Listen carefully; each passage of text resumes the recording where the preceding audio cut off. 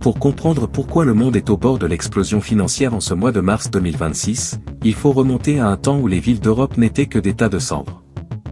Juillet 1944. Dans un hôtel luxueux du New Hampshire, le Bretton Woods, 44 nations se réunissent. La question est simple, comment reconstruire le monde sans que les monnaies ne s'effondrent les unes après les autres? À l'époque, deux visions s'affrontent. D'un côté, le génie britannique John Maynard Keynes propose le « Bancor », une monnaie mondiale neutre. De l'autre, l'américain Harry Dexter White impose la force brute, le dollar. Les États-Unis détiennent alors 80% des réserves d'or mondiales. Le deal est scellé, le dollar sera aussi bon que l'or. 35 $ égale une once d'or. Le monde accepte, faute de mieux. Mais très vite, ce qui devait être un outil de stabilité devient ce que Valéry Giscard d'Estaing appellera plus tard le « privilège exorbitant ». Imaginez la scène, alors que chaque pays du monde doit produire des richesses, des voitures, du blé, du minerai pour obtenir des devises et acheter à l'étranger, les États-Unis, eux, n'ont qu'à imprimer. C'est une anomalie unique dans l'histoire de l'humanité. Parce que le dollar est la monnaie de réserve mondiale, Washington peut financer ses guerres, sa course à l'espace et son déficit abyssal simplement en faisant tourner la planche à billets.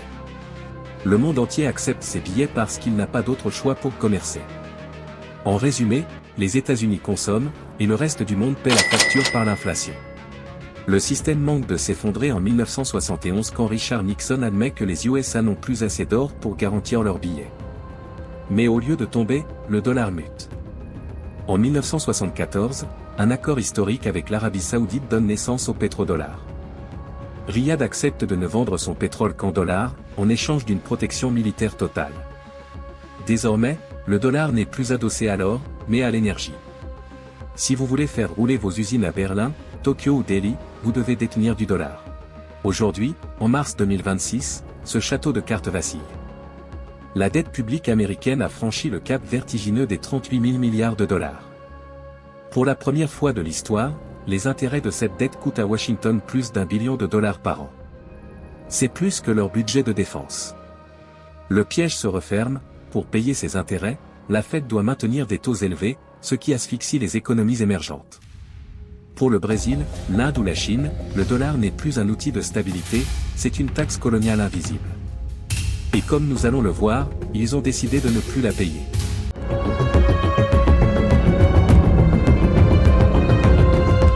Pendant des décennies, le dollar était perçu comme un bien public mondial.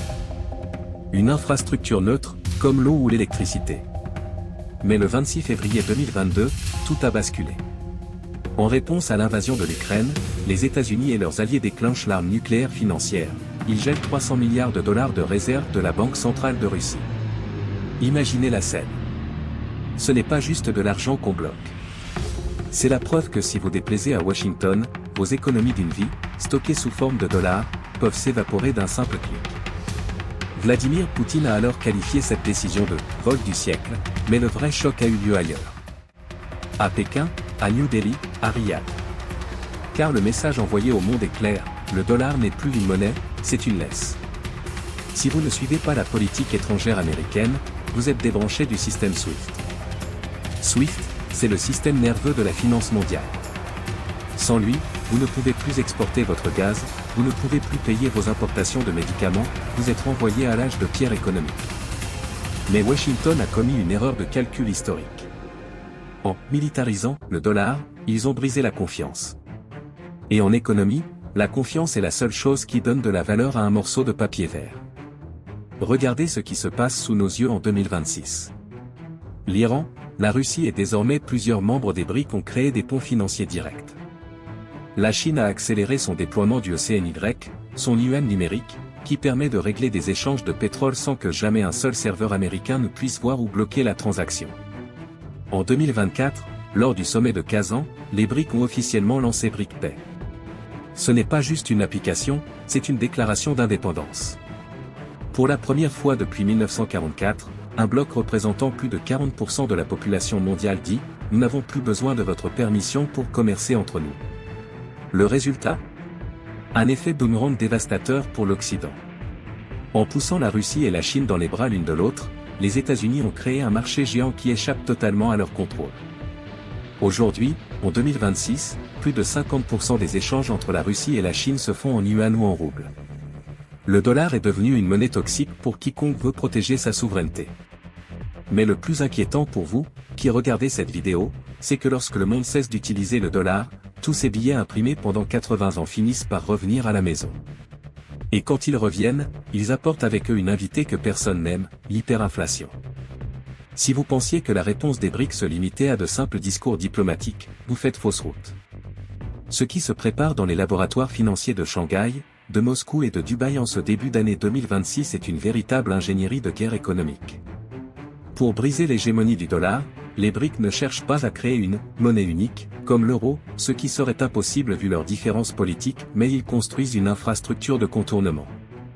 Le premier pilier de cette insurrection, c'est le retour à la valeur réelle, l'or. Depuis 2022, on assiste à une razzia mondiale sur le métal jaune. Mais regardez bien qui achète. Ce ne sont pas les investisseurs particuliers, ce sont les banques centrales. La Chine, la Russie, mais aussi l'Inde et la Turquie accumulent des réserves records. Pourquoi? Parce que l'or est la seule monnaie que personne ne peut imprimer, et, surtout, que personne ne peut geler à distance s'il est stocké dans vos propres coffres. En 2026, l'or n'est plus seulement une valeur refuge, c'est devenu le collatéral de la nouvelle économie. En coulisses, les BRICS travaillent sur le projet UNI. L'idée est révolutionnaire, une unité de compte dont la valeur serait indexée à 40% sur l'or et à 60% sur un panier de monnaie nationale des pays membres.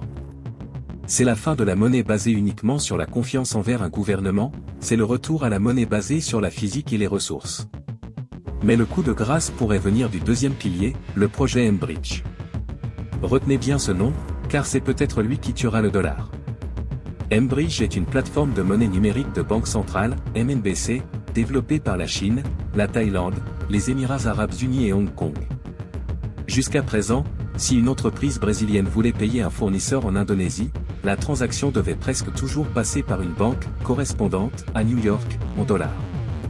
Cela prenait 3 jours et coûtait des frais de commission énormes.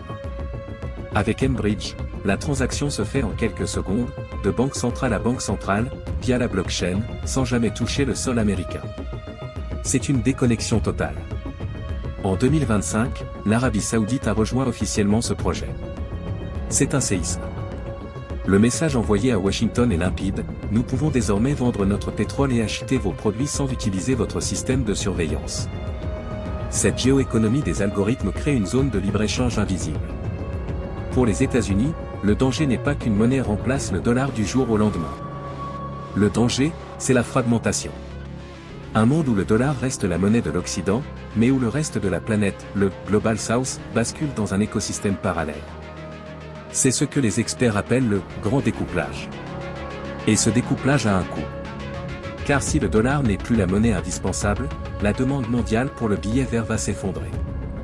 Et c'est ici, chez vous, dans votre portefeuille, que la douleur va commencer. Nous y sommes. Mars 2026. Ce que les économistes appelaient un « risque lointain » est devenu votre réalité quotidienne. Le grand découplage des BRICS ne se passe pas seulement dans les sommets diplomatiques, il se passe à la caisse de votre supermarché et sur votre relevé bancaire. Pourquoi? Parce que pendant 80 ans, les États-Unis ont exporté leur inflation vers le reste du monde. En imprimant des dollars que tout le monde était obligé d'acheter, Washington maintenait les prix bas chez nous. Mais aujourd'hui, le mécanisme s'est inversé. Comme le pétrole, le gaz et les matières premières se règlent de plus en plus en yuan, en or ou en monnaie locale, la demande mondiale pour le dollar chute. En 2025, le dollar a déjà perdu près de 15% de sa valeur face à un panier de monnaie mondiale. Pour vous, cela signifie une seule chose, tout ce qui est importé, l'électronique, vos vêtements, et surtout l'énergie, coûte mécaniquement plus cher. Ce n'est plus une crise passagère, c'est une dévaluation structurelle de votre niveau de vie. Regardez ce qui arrive à la dette. Pour convaincre le monde de continuer à détenir des dollars, la Réserve fédérale américaine est forcée de maintenir des taux d'intérêt extrêmement hauts, frôlant les 6 ou 7% en 2026. En Europe, la BCE est obligée de suivre pour éviter que l'euro ne s'effondre totalement. Résultat. Le crédit immobilier est devenu un luxe. Le remboursement de la dette publique française ou américaine absorbe désormais plus d'argent que l'éducation ou la santé. Nous sommes entrés dans l'ère de la stagflation 2.0, une croissance au point mort, mais des prix qui continuent de grimper. Alors, est-ce la fin de l'Occident? Pas forcément. Mais c'est la fin d'une illusion. L'illusion que nous pouvions consommer indéfiniment sans produire, simplement parce que notre monnaie était la loi. En 2026, l'or a repris sa place de juge de paix, dépassant les $3000 l'once. Les investisseurs ne cherchent plus la croissance rapide, ils cherchent la résistance. La richesse mondiale est en train de se déplacer irrémédiablement vers l'Est et le Sud. Le piège s'est refermé. Mais chaque piège offre une leçon. Comprendre ce basculement, c'est arrêter de subir. C'est comprendre que dans ce nouvel ordre mondial, la souveraineté ne se gagne pas avec des discours, mais avec des ressources, de l'industrie et une monnaie qui ne repose pas uniquement sur la dette des autres. L'histoire ne s'arrête pas en 2026. Elle commence un nouveau chapitre. Et cette fois, nous n'en sommes plus les seuls auteurs.